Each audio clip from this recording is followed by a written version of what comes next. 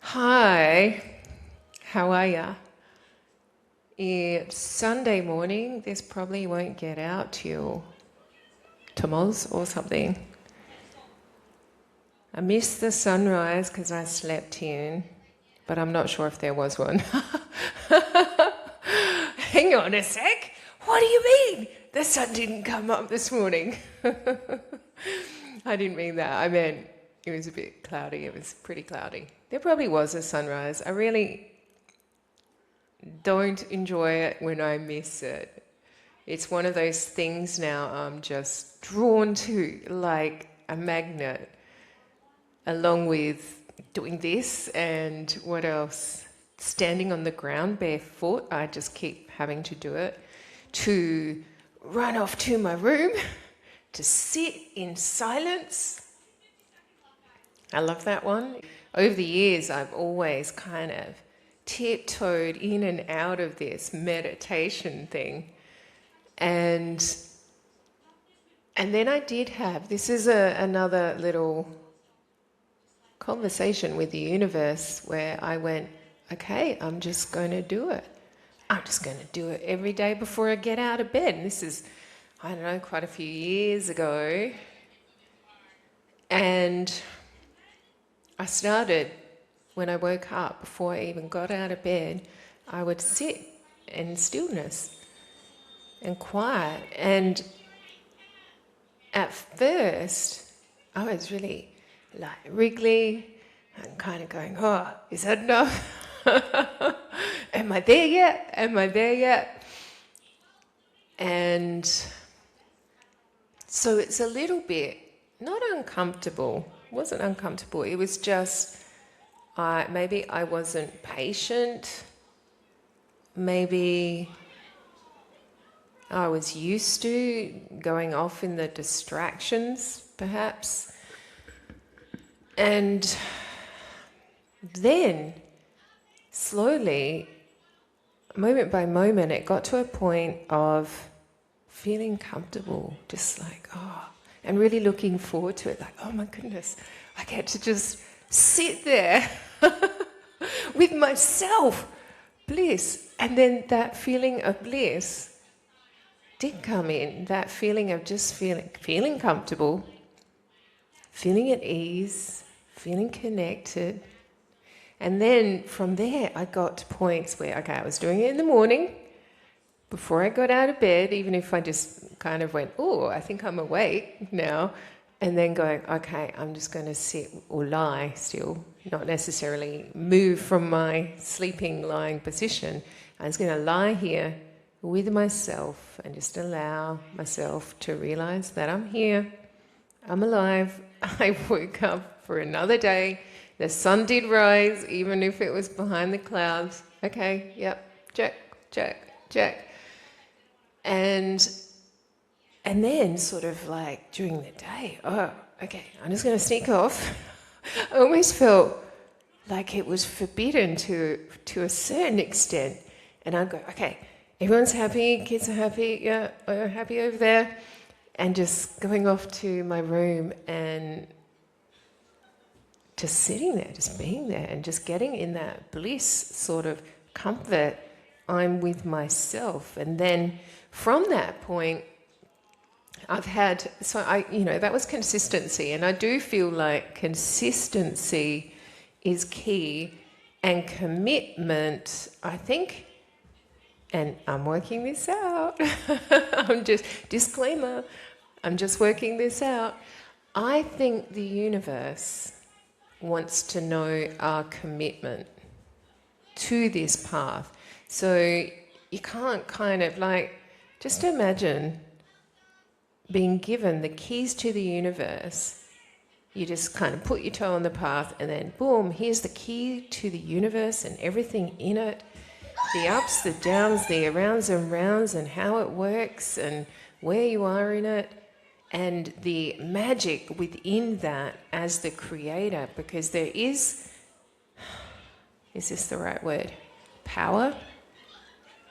There is a lot of power along this path. And okay, I just had a little interruption, a beautiful one. And okay, where was I? Knowledge and wisdom does hold power. It's like what I've said about potentially the game we're in has cheats and codes and hacks. And if you know those, that's wisdom and knowledge. And therefore, power over the reality. It gives you an edge over the reality that you're creating. And we are also co-creating. So the universe doesn't give that out willy-nilly. It's a sale, it's a freebie.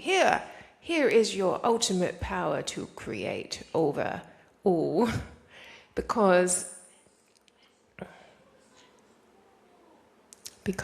within this creation, we can affect other people, other energies by our influence, and also magnetism is something there. And I'm just kind of allowing right now this to pop in my head.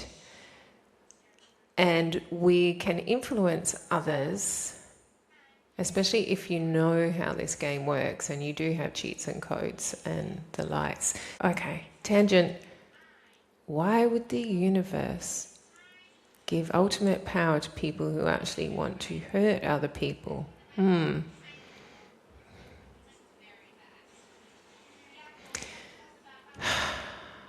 think ultimately the universe doesn't really want that, but all of it is a learning experience. So from that scenario, someone is creating through their reality experience. The universe is gaining knowledge and wisdom itself on what happens if you do that. What happens if you do this? So ultimately, it's like a data collecting center, a universal data collecting center, and we are the little data collectors that feed it back. But, okay, so now I'm contradicting myself. So I'm going, the universe does want to know the commitment you have on the course, but yet it doesn't matter if you're committing in the polarity of love or fear, because if it was only giving the keys to those on the path of good, we wouldn't have these horrors and tragedies of war and poverty and control and greed. So what is with that? What is with that? As I'm working it out, any information you might have to fill in that space, because I do understand, or am gaining the understanding that the path unfolds as you walk upon it, that you must continue and commit to this path. And as you do, there's like markers and signposts and checkpoints where, because I found this within my own walking of the path, that as I continue and as I stay committed, and like I was explaining with the stillness in my quietness, how that progressed and opened up. And it opened to a point where I've had experiences of melding into everything. And even one particular one I remember just popping, I could feel all the energy popping off everywhere, and it was such a phenomenal feeling. And then other waves of energy, being a wave of energy. And also, you remember how, if you've watched it, I said this analogy about the seed into the flower, and how the process in its slowness is so important, because it's a beautiful feeling. But if we just went, pop, flower, explosion, that could be very painful. So within this quietness and going within, I had a experience of being a flower and feeling that so subtle, slow growth, just every little minute growth, growing, feeling just feeling amazing in that expansion. And then the most beautiful, wonderful part, as you know, there was like coming off as the stem out of the seed. I mean, I think cracking out of the seed was pretty good. Definitely poking the little greeny shrubbery out the top of the earth was great. And then this wonderful, as the stem comes up, and then the leaves coming out. And then this unfurling, unblooming, just feeling every sense of every petal opening, like one at a time, sort of, until this full bloom. It was amazing.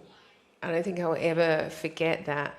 And I can't forget it because I'm still doing it now in this body, as you are. Like, as I've said, we are all flowers blooming into ourselves. And that kind of makes me think of that other sensation I had with the popping of the atoms. And that felt almost a collective, all-encompassing. And maybe it was. And now I'm just relating it to, no. Okay, you can watch, but you got to stop interrupting me because that's constant. Because what I can see in my mind's eye, and as I've said, sometimes I find it hard to translate. I can see it and feel it, and it's like this package of everything.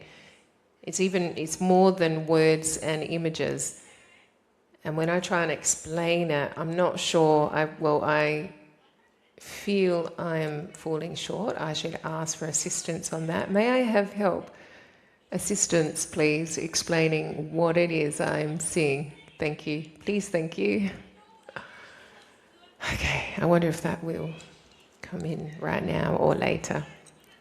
So, I'll try and explain it, and maybe as I walk upon the path, as I open my mouth, it may just come out. So that if I can just encapsulate that feeling of being the solo flower coming up, and then that other experience I had where I felt like everything, and then also these atoms popping off, but all in different areas, that if that I could connect that to the individual flower, and just for now I'm going to isolate it to the earth, to our planet, to our world, to this encapsulated reality we call our lives, that popping off, because that I just connected the reference to the flower. Thank you for helping me do that. And that may well be, it might not, I'm not sure, I'm working it out, around the earth, how we are popping off individually, but something that's already forming in my mind is a mass pop. A mass pop on the earth, in the world, in our life experience, where we all bloom at once at the same time. So instead of that pop, pop, pop, pop, pop, pop, pop, pop, pop, it is a pop all together. Maybe that is what we're doing now. Maybe what I'm trying to say is we are actually mass blooming now all together, not just in little individual sections, but in this, I don't want to say time. I was going to say time, but I paused, if you notice. In this moment, in this experience now, the mass popping or the mass blooming of everyone into their fullness is where we're at. And I don't know. I'm not stating it as a fact. In fact, when I look back at my videos, some things I sort of said, like, yes, it's a fact. But it is for me, in my reality experience, from my actual experiences of every single thing that has happened, but it's not necessarily for you. So I don't think it's fair for me to say this is it, because you need to find this is it for me, but you have to walk the path, and you do need to kind of commit to it and not just keep dipping your toes along the path and then coming back again. That's really hard. That is the 2 steps forward, 2 steps back, 2 steps forward, 2 steps back. Is that the dance we've been doing? Or a lot of us have. So now it's time to just take a step and a step, and you can do it with rhythm. You can do step, step, step, step, step. Depends on what's happening in your life. And as that happens, more comes in, more opens. It's like the universe goes, okay, she's committed, she's in. She actually said she's all in. And I'm actually seeing it in action, because you can say stuff and then not do it. So the saying of the stuff and not doing it, it doesn't matter. No, that is null and void. You can't just say something. It's like going out and buying all this wonderful, organic, beautiful, real food, putting it in your fridge, but then not eating it, but expecting it to affect your body positively. You have to eat the food. The good nutritional food, not the packaged box food with all the tiny little writing that you can't even read, because they don't really want you to read it because it's not even real. So you have to actually, you can't just talk the path, you have to walk the path. Okay, now I feel like I'm finally getting somewhere at 18. 18! Okay, I'm going to look up that number later. 18.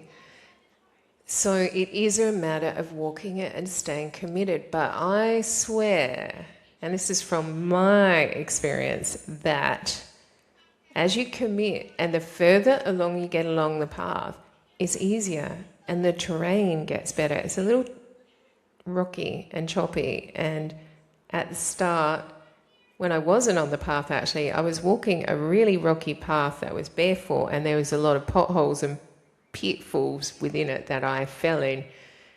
But each time I got back out and kept walking, I grew stronger from it. Okay, I got a little story. Okay, maybe I should do this as a whole separate video, but I'm going to fit it in here. So, what was it again? As I walked the path, I fell in a hole. I didn't even see the hole. And then I'm in the hole, and I went, oh my goodness, how did I get in this hole? And it took me a while, but I climbed out. And then I headed off again down the same path. And I saw the hole, but somehow I still fell in it. I saw it, but I still fell in it. And it took a while again, but I got out and I dusted myself off and I started walking down the same path. And then, okay, this time I saw the path and I went, oh, I'm not going to fall in that twice. And I went to go round it, but then I turned around to look at the hole, and it sucked me in again. All right, so yet again, I climbed out, but I'm starting to learn how to climb out now, so it didn't take as long. So here I am again at the same path, and I'm walking along. I see the hole. I walk around it. I think about turning back and looking at the hole. But this time I went, ooh, I remember what happened last time. So I keep walking, but then there's another hole, but I see it. But this one's a bit bigger. It's almost like it's been put there as a test or something. And I'm trying to get round it, and then I fall in again. And I go, oh, what happened? I thought I was working these holes out. Right, so I climb out, because I'm getting good at this climbing out of the pit of despair, the holes in the road, the potholes thing. And I'm like, right. And then I stop and I go, hang on a sec. I realise I'm at this crossroad. I have choices, or this fork in the road. Crossroad, fork in the road. Actually, I think it's a crossroad. And I'm here now at this center point in the crossroad. And I realize I have a choice in paths, which I didn't realize before because I blindly went along the path that I saw most people going on. And when I was in the hole, there was people in there too. There was other people. There was lots of people. Some people were climbing over other people to get out of the hole. So, but now here I am at this crossroad. And I'm realizing that I have a choice of roads. And I look at each road and I see the well-trodden one with all the holes and all the people in the holes. And then I see, I don't know if it is, no, this actually, as I'm speaking, this story has changed because this part came into it. And when I've told it before, I didn't see the other people in the holes, but I see them now. So okay, so this is now changing as I'm speaking because originally the story was a bit different. And I haven't told it for a while, but it just came to me again. So now I realize there are multiple choices to the road. And then I look at the different options and I see, the potholes, people in the holes. Oh, there's, that one looks a bit dark and scary.